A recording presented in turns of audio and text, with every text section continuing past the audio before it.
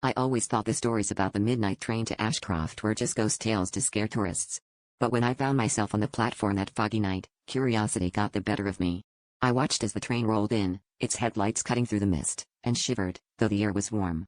As I stepped aboard, the ticket collector, an old man with hollow eyes and a knowing smile, handed me a ticket that felt unnaturally cold.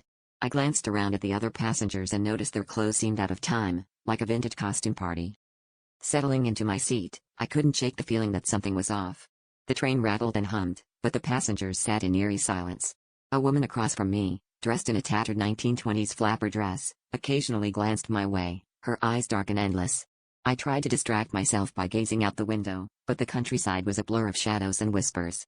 I pulled my jacket closer, the chill seeping into my bones, and checked my phone, only to find it had no signal. The realization that I was disconnected from the world outside only heightened my unease. The train stopped at a deserted station, the atmosphere thick with anticipation. I felt compelled to step off, driven by an inexplicable force. The other passengers remained seated, eyes fixed ahead, as though waiting for something, or someone. Outside, the platform was silent except for the distant hoot of an owl.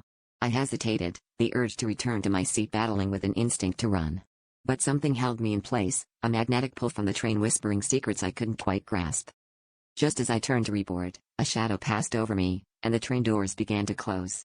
Panic surged through me as I realized I was about to be left behind. Then, in a moment of clarity, I understood, the passengers weren't alive. They were souls bound to the train, reliving their last journey over and over.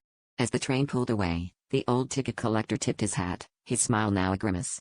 I stood frozen, watching the spectral train disappear into the night, knowing I'd narrowly escaped joining its eternal voyage.